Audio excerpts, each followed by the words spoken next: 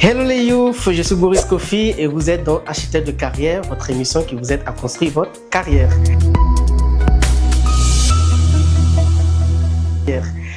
Alors aujourd'hui nous allons développer une petite thématique sur la maîtrise de son domaine et le développement de son expertise. Alors tout le monde a trait à être appelé demain expert. Et donc c'est pas impossible. Cependant, ça demande des étapes. Donc la première étape, c'est l'étape de la connaissance. Donc pas seulement la connaissance de soi, mais la connaissance du domaine. Donc de manière théorique, vous devez avoir des connaissances sur l'origine même de votre du domaine, pourquoi le domaine a été créé, quel était le rôle de ce domaine dans la société depuis sa création et pourquoi vous-même voulez intégrer ce milieu. Il est important de savoir pourquoi vous voulez être appelé expert dans ce domaine. On n'est pas expert parce qu'on a occupé un poste, on est expert en fonction de notre passion pour le domaine. Et donc, premier élément, c'est la connaissance générale. C'est très important de savoir d'où vient et pourquoi ce domaine existe. Aussi, chercher à avoir cette formation, une formation dans ce domaine. Voilà, dans une formation théorique, ça peut être à l'école, dans un centre de formation, ça peut être auprès d'une personne qui a déjà de l'expérience. Ok, chercher à acquérir des compétences donc théoriques. Ensuite, à chercher à avoir des connaissances pratiques, donc des compétences pratiques, effectuer des stages, effectuer des stages, ce n'est pas forcément en entreprise, mais apprendre auprès des personnes de manière pratique. Voilà le domaine, donc c'est la deuxième étape, être vraiment en action et chercher à comprendre tout ce qui est rouage dans ce milieu-là. Qu'est-ce qu'il faut pour pouvoir réussir, qu'est-ce qu'il ne faut pas, qu'est-ce qui vous manque.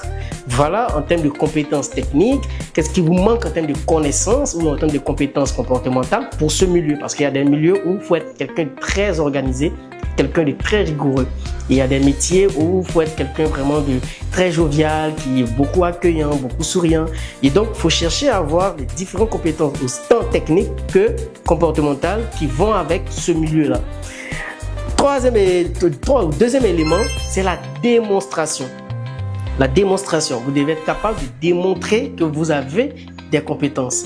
Et pour faire des démonstrations, ça peut être en entreprise, ça peut être dans votre environnement direct, ça peut être dans vos communautés, dans vos associations, dans des organisations en tant que bénévole. C'est pas pour rechercher de l'argent, mais c'est de démontrer démontrer vos compétences. De telle sorte que, à travers votre démonstration, les résultats apportés, vous pourriez, à partir de ces résultats-là, évaluer votre niveau de maîtrise du domaine. Ensuite, toujours renforcer encore ses compétences en fonction des résultats apportés. Et la dernière étape, c'est l'étape de l'expertise. Mais pour avoir l'expertise, il faut être capable, parce qu'un expert, ce n'est pas seulement celui qui a occupé un poste ou qui a eu des compétences, qui a eu à apporter des résultats dans certains domaines. Non, mais c'est celui qui apporte des résultats, quel que soit le milieu dans lequel il se trouve, à partir de son domaine. Et donc, si vous êtes un expert dans le développement web, vous devez être capable de résoudre tout type de problème dans le développement web, quelle que soit l'organisation, l'entreprise, l'environnement dans lequel vous serez. Donc, je prends un exemple simple. Quand on parle de Mark Zuckerberg, le créateur de Facebook, aujourd'hui, pour tout développeur, pas le prendre comme un modèle. Toute entreprise qui souhaiterait avoir un développeur, souhaiterait avoir un développeur qui a la capacité de ce monsieur. Et pourtant, il a atteint ce niveau d'expertise, pas seulement parce qu'il a apporté des résultats, mais jusqu'à aujourd'hui, il fait toujours ses preuves. Et quel que soit le domaine en termes de développement, il va toujours réussir. Et donc, c'est en ce moment qu'on peut dire que c'est un expert en développement web. Et donc, c'est pareil pour vous.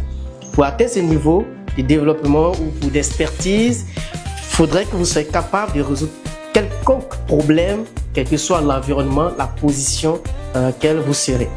Ok?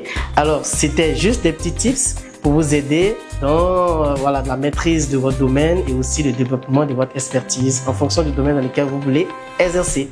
C'était Boris Kofi dans Architecte de carrière, votre émission qui vous aide à construire votre carrière. Merci.